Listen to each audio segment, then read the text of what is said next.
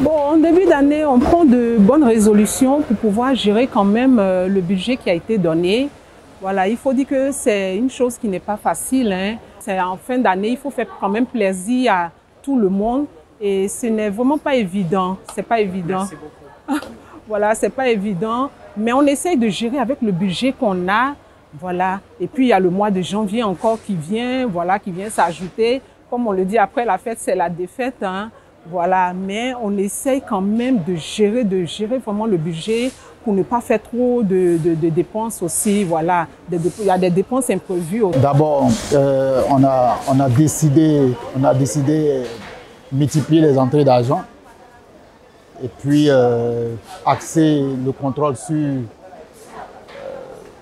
la gestion des enfants, les sorties, les entrées et puis la nourriture, voir comment faire en sorte que non seulement elle soit variée, mais qu'on soit dans l'enveloppe qu'on a prévue. Il faut faire rentrer de l'argent et puis maintenant axer, faire un peu le contrôle sur ce qu'on dépense, ce qu'on mange, les enfants, la famille et puis le personnel, quoi. C'est un peu ça.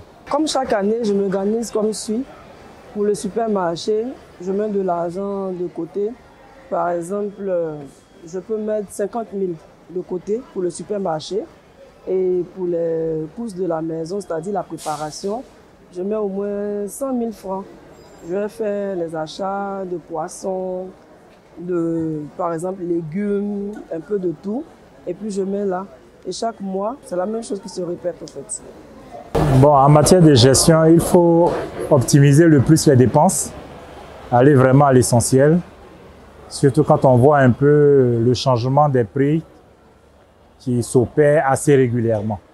Donc, il faut d'abord, dans un premier temps, cibler sur les besoins d'abord de la famille. Voilà, justement, après ces quelques interventions, vous l'avez compris, nous avons choisi de vous parler de budget. Nous avons choisi de vous parler de planification des dépenses au sein de la famille avec l'expert qu'il faut. Vous êtes installés confortablement et vous faites bien. Bonne année 2023. Merci d'être là.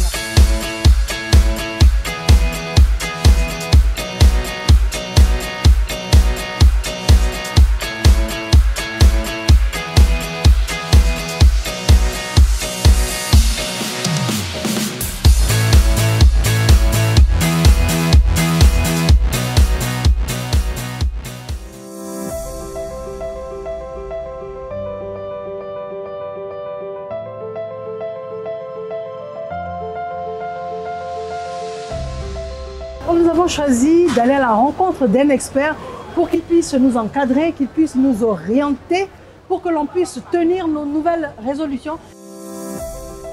Monsieur, bonjour. Bonjour. Monsieur Pierre Fabrice Adon, merci à vous. C'est moi qui vous remercie d'avoir accepté notre invitation. Vous êtes expert en finances personnelles. Qu'est-ce que ça veut dire? Alors, la finance personnelle est compartimentée en 6 groupes, ou bien en 6 domaines. Il y a la finance publique, qui relève du domaine de l'État. Il y a la finance internationale. Il y a la finance islamique, la finance d'entreprise et la finance personnelle. Alors, parmi ces différents domaines-là, je me suis spécialisé dans la finance personnelle. C'est la finance qui est relative à la gestion des finances de l'individu sur le plan économique. Comment est-ce que l'individu gère ses ressources et ses dépenses. J'aide les travailleurs, les fonctionnaires, les entrepreneurs à mieux planifier leurs finances, c'est-à-dire à planifier leurs dépenses, à planifier leurs sources de revenus. Et je les aide aussi à investir en bourse. Alors, quand on dit de vous, que vous êtes spécialiste de l'épargne et de la BRVM, qu'est-ce que ça veut dire? La BRVM, c'est la finance de marché. Une fois qu'on accompagne un travailleur, un fonctionnaire en l'occurrence, ou un entrepreneur ou un salarié, on lui permet d'épargner afin que cette épargne soit orientée vers des investissements. Il est plus qu'urgent de faire des investissements afin que le bien-être, la situation financière du travailleur, de l'individu s'améliore. Donc, il faut épargner pour entreprendre et investir pour améliorer sa situation financière. Alors, ça tombe bien parce qu'on est venu vers vous aujourd'hui parce qu'il est très important, en début d'année bien évidemment, et donc de mettre sur pied ce fameux budget familial. Alors, la première question que j'aimerais vous poser, c'est d'abord de nous expliquer clairement la nécessité d'établir un budget familial. Alors, il faut d'abord savoir qu'est-ce que le budget, avant de voir notamment l'importance et la nécessité de l'élaborer. Ensuite, qu'est-ce que le budget? Je vais prendre une image. Vous voyez un capitaine de bateau, il a besoin de certains outils, notamment une carte. Il a aussi besoin d'une boussole qui va lui permettre de savoir est-ce qu'il n'est pas perdu, parce qu'on peut se perdre en haute mer. Donc, il a aussi besoin d'une boussole. Le budget représente textuellement tous ces outils-là pour l'individu.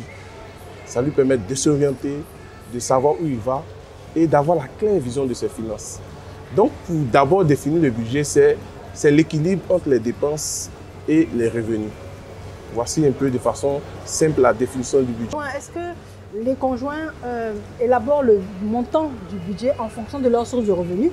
Ou bien qu'est-ce que vous voyez plus les personnes qui demandent votre assistance? Est-ce que c'est plus le chef de famille, donc l'homme, qui gère le budget familial? Déjà, qu'est-ce que vous constatez?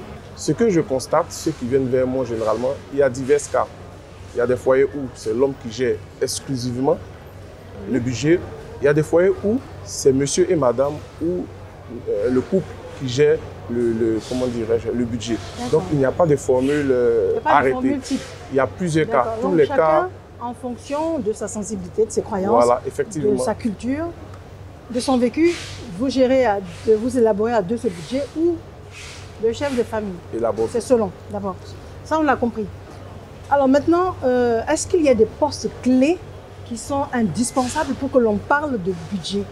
Tous les postes sont importants dans le budget. Je vous explique. Souvent, qu'est-ce que je constate? Je prends le cas des salariés qui ne font pas de budget, qui naviguent à vue, comme j'aime le dire. Lorsque la fin du mois approche, ils prennent juste une feuille et ils commencent à dire « Ah, je dois payer le loyer, je dois faire ceci, cela ». Ils ne tiennent pas compte de beaucoup de paramètres. Il y a des dépenses même qui les échappent. Ils ne prévoient pas l'argent du cirage des chaussures, l'argent pour repasser les habits, etc. etc. Attendez, vous pensez que pour le budget familial, on va jusque-là? Ah, mais oui, le diable se cache dans les détails. Vous comprenez? Ah ouais, vu comme ça. Donc, il faut aller regarder dans les entreprises. Toutes les dépenses sont justifiées. C'est ce qui permet, in fine, en fin d'année, de faire un bilan pour savoir qu'on a trop dépensé dans telle chose et puis on prend des mesures correctives pour réduire les dépenses. Parce que pour améliorer les résultats dans une entreprise, pour trouver le résultat ou le bénéfice de l'entreprise, c'est la différence entre les recettes et les dépenses. Donc, il y a plusieurs manières d'augmenter le bénéfice. Je vais prendre un exemple simple. Non, attendez. Il ne faut pas nous perdre dans nos idées. Si on a compris, on fonctionne comme une entreprise. Voilà. Ça veut dire qu'on est dans les détails. On note tout. On note toutes les entrées tout. et toutes les sorties, même l'argent pour repasser les habits s'il y a lieu. Tout. Donc ça, on a bien compris qu'on va jusque dans les détails. On a compris que c'est monsieur et madame. En fonction de la seul, en fonction de votre sensibilité. Effectivement. Pour que l'on puisse aller au budget. Maintenant, je parlais des postes clés. Par exemple, le loyer, c'est une dépense indispensable. Justement, c'était pour souligner ça. Tous les postes sont clés. Déjà, il faut catégoriser. Moi, je ne raisonne pas en termes de dépenses variables et fixes. Ce n'est pas trop ce qui est important. Je catégorise les dépenses avec ceux avec qui je travaille. Quelles sont les dépenses annuelles? Les dépenses dont la probabilité de surveillance ou bien des dépenses qui viennent une seule fois dans l'année. Notamment, ça peut être votre anniversaire. Il y a des dépenses mensuelles, le loyer, l'argent des popotes, etc. Il y a des dépenses hebdomadaires, des dépenses journalières, ainsi de suite. Une fois que vous avez catégorisé vos dépenses de la sorte, il s'agit maintenant de les paqueter dans les 12 mois de l'année. Bien évidemment, il y aura des dépenses fixes annuelles et des dépenses fixes variables, mais de les paqueter dans les 12 mois de l'année et aussi de mettre proche de ces dépenses-là vos revenus mensuels pour voir l'écart des 12 mois. Est-ce que mes dépenses estimées, ce sont les dépenses estimées d'abord, peuvent être couvertes par mes revenus qui sont déjà connus, qui sont attendus. C'est ces 12 soldes-là qu'on analyse et puis ensuite prendre des mesures pour voir comment est-ce qu'on peut combler les écarts ou D'accord, je prends un exemple concret. La personne qui nous écoute, monsieur, madame, tout le monde, que vous êtes salarié. Donc vous avez des revenus fixes. Parce qu'après, on va parler du cas où la personne n'est pas salariée, donc elle a des revenus variables. Revenus fixes, disons, par exemple, quelqu'un qui gagne le SMIC. Disons, le SMIC devrait passer dans les 75 000. Donc quelqu'un qui gagne 75 000 par mois. Dans quelle proportion est-ce que cette personne pense au loyer? Dans quelle proportion cette personne pense aux factures d'eau, d'électricité? Dans quelle proportion est-ce que cette personne pense à la nourriture? Et je pense que ça fait quand même partie des dépenses. Bien évidemment, bien évidemment. Mais bien avant de répondre à cette question, il y a quelque chose de fondamental. Quelqu'un qui a 50 ans et qui gagne le SMIC est différent d'un jeune qui a 22 ans qui gagne le SMIC. Donc, il faut savoir à quelle période de la vie de l'individu nous sommes, en fonction de donner, avant de donner un conseil. Vous voyez le médecin... Alors, rapidement, celui qui a 22 ans qui gagne le SMIC, il a moins de charges que celui qui a 50 ans qui gagne le SMIC. C'est un peu ce que vous voulez nous dire. Effectivement, il a moins de charges. Maintenant, c'est une règle que nous, qui sont dans le domaine, appliquons, la règle de 50, 30 et 20. On leur demande de prendre 50% dans leur salaire qu'ils gagnent, consacré aux dépenses, aux besoins, les 30% pour les envies et les 20% mis de côté pour des investissements. Alors, vous avez dit 50, 30 et 20. Les 30%, c'est quoi? Les dépenses de plaisir. Vous savez, on ne peut pas vivre sans avoir des moments de qualité. Vous comprenez? Quelqu'un qui est en couple, ne pas prendre l'argent exclusivement, payer le loyer, etc., etc. Il va falloir sortir avec madame, etc. Ça participe à déstresser. Vous comprenez? Donc, mais 30%, c'est quand même conséquent. Non, quand je dis le plaisir, ça peut être l'équipement de la maison, ce qui participe au bien-être de la personne. Voilà, donc voilà. Et ce n'est pas systématique, il faut planifier ça, mais il faut ça. Sinon, vous allez vivre au restreint, être stressé et avoir sûrement des maladies. Le rendement ne sera pas bon quand on ne prend pas le temps de se faire plaisir.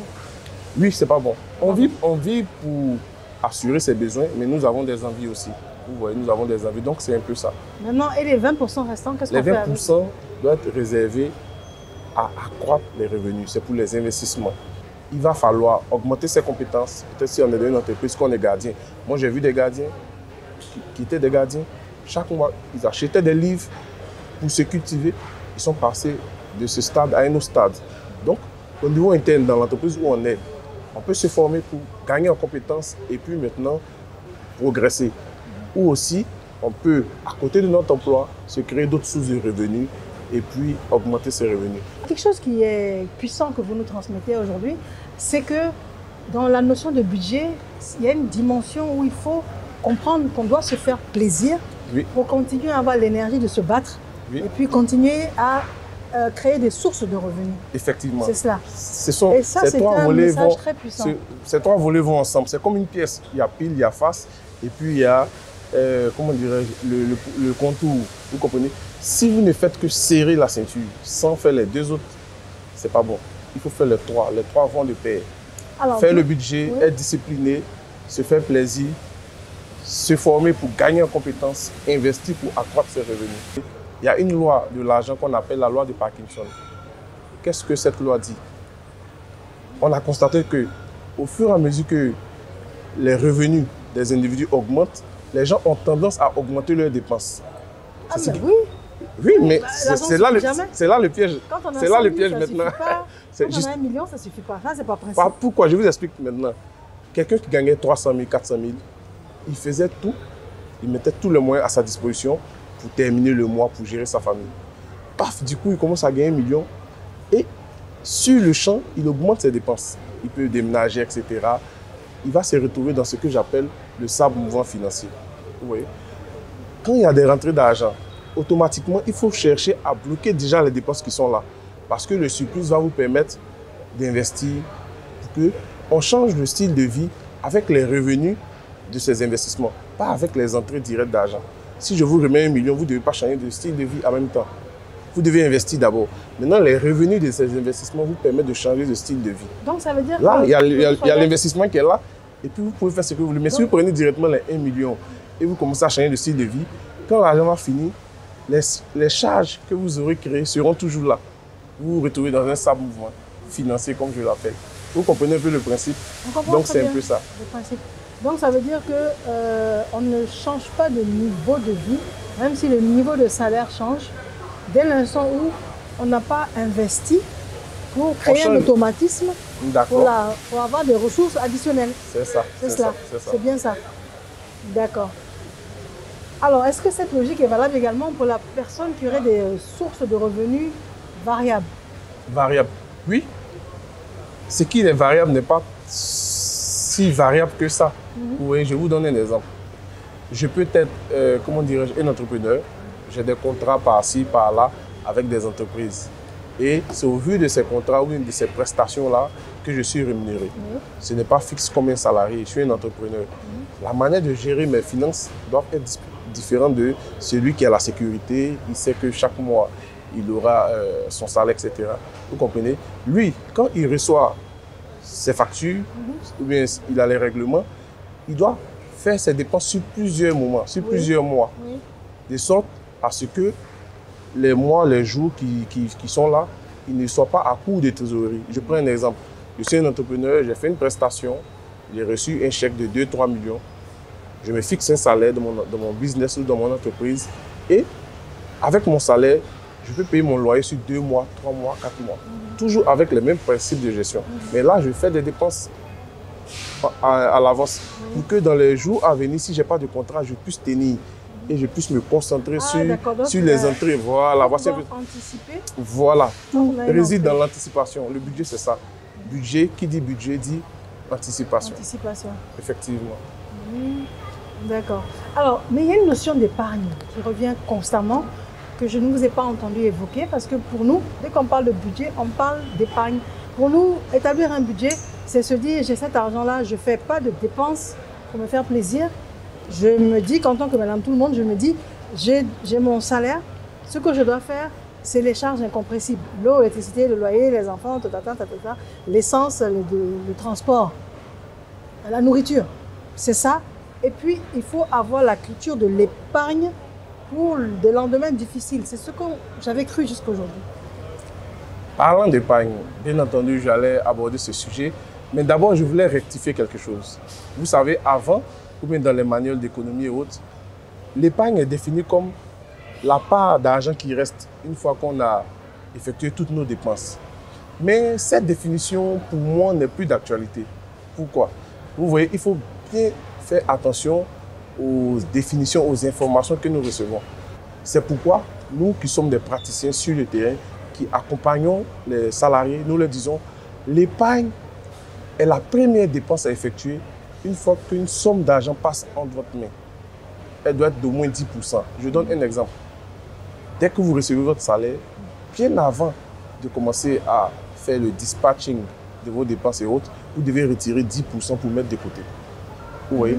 Or, à l'époque, on disait, après avoir effectué les dépenses, le reste, on met de côté. Ce qui n'est plus d'actualité, c'est un conseil qui est périmé. Donc, l'épargne, c'est la première dépense à effectuer dès qu'une somme d'argent passe entre votre main. Ça peut être votre salaire, ça peut être des dons, mais dès qu'une somme d'argent passe entre votre main, vous mettez 10% de côté. Minimum, si vous pouvez faire plus, mais 10% minimum. C'est cet argent-là. On y touche quand? Vous dites? On y touche quand? Voilà. Cet argent va vous permettre, comme je dis toujours, de faire de planifier vos investissements. Maintenant, il y a le support de l'épargne. Si vous mettez à votre disposition là, quand vous aurez des envies, vous allez venir toucher. Voilà, c'est pourquoi nous proposons des supports tels que la bourse, l'immobilier. Vous pouvez ouvrir un compte immobilier ou bien un compte titre pour investir en bourse. De telle sorte que même si vous avez des envies, l'argent n'est pas à votre disposition. Et cet argent travaille pour vous pendant que vous êtes en train de travailler pour quelqu'un d'autre. Voici un peu l'idée qu'il faut avoir maintenant. Alors, et les personnes qui, dès qu'elles touchent leur salaire, sont déjà endettées. Parce qu'avec un certain niveau de salaire, on a du mal à s'en sortir. Donc, ces personnes-là, quel conseil vous pourriez leur donner? Il ne faut pas emprunter pour orienter dans des dépenses. Ça, c'est fondamental. Il faut emprunter pour investir. Pour orienter dans des dépenses, c'est ce qu'on appelle pour investir. On emprunte pour investir. Et là encore, il faut d'abord prouver son idée. Si parlant de business, vous démarrez une activité, quand vous avez des entrées d'argent, l'emprunt ou le prêt doit servir à booster la vente. Sinon, prendre un prêt, commencer à démarrer une activité, ce n'est pas trop conseillé si vous n'avez pas fait déjà vos preuves. Vous voyez? Donc, c'est le fait que les gens aient violé des principes de gestion d'argent qui se retrouvent endettés. Ce qu'il faut faire maintenant, c'est de faire l'état des lieux, de faire le point de ces dettes, les classer par ordre d'importance et d'urgence et trouver des forces, des ressources pour rembourser. Parce que tant que vous êtes endetté, vous êtes esclave de la personne à qui vous devez. Donc, il faut faire une situation présente pour pouvoir rembourser. Et à côté, comme je l'ai dit, les 10% ou les 20% que vous avez dégagés systématiquement à chaque entrée d'argent doivent vous permettre de sortir de cet état de fait-là. Sinon, vous allez travailler toute votre vie pour rembourser et ça sera pénible, ce n'est pas intéressant. Donc, faire l'état des lieux, se battre, s'organiser, comme je l'ai dit, dégager une petite marge pour pouvoir accroître ses revenus. Vous avez des astuces à nous transmettre parce qu'on a le sentiment qu'en début d'année, on prend de bonnes résolutions. Alors c'est terminé. Moi, à partir de 2023, je fais ci, je fais ça, je fais ci, je fais ça. On a l'impression de ramer au bout de 1 mois et demi, 2 mois, et puis on retombe dans les travers, dans lesquels on était d'ailleurs. Donc, quel conseil vous pourriez nous donner pour tenir bon? Le conseil que je peux donner, c'est que d'abord, il faut écrire ce que l'on veut, son objectif. Maintenant, pour une année, il n'est pas bien de sélectionner plusieurs objectifs. Vous serez sur différents fronts, ce qui va faire qu'au finish, vous allez à tout abandonner. Vous regardez l'objectif le plus important qui, lorsqu'il sera réalisé, va impacter les autres objectifs. Vous comprenez? Vous vous concentrez sur lui à 100% et puis une fois qu'il est réalisé, vous pouvez attaquer les autres objectifs. Il ne s'agit pas de se citer plusieurs objectifs. Prenez un objectif majeur, important, qui, lorsqu'il sera réalisé, va impacter. Et il faut se concentrer sur cela. Ce qu'on fait chaque jour, on s'améliore. C'est une règle qui est pour nous. Voici un peu le conseil que je vais donner. Et puis, pour ceux qui sont croyants, avec la prière et puis un bon environnement, je pense que les choses iront très bien. En tout cas, merci en tout cas de nous avoir... C'est moi qui vous remercie. Comme je l'ai dit, j'ai à cœur de partager mes connaissances. Donc, je vous remercie pour cette émission. Et il en faut. Comme je l'ai dit à l'entame, l'argent est quelque chose qui n'est pas enseigné à l'école. Et donc, il faut l'auto-éducation. Et vos émissions sont les bienvenues pour pouvoir éduquer la population. Si la population est bien éduquée, bien formée, nous aurons une société en griffe qui va être... Aller de l'avant? Effectivement. Je vous remercie. Je vous remercie. Pierre Fabrice Adon, Exactement. Vous êtes donc expert en finances personnelles et spécialiste de l'épargne et de la BRPM. Merci. Merci encore. Je vous remercie d'avoir été là et je vous souhaite d'établir ce merveilleux budget familial qui va être votre boussole durant toute l'année 2023. Merci et je vous dis bonsoir.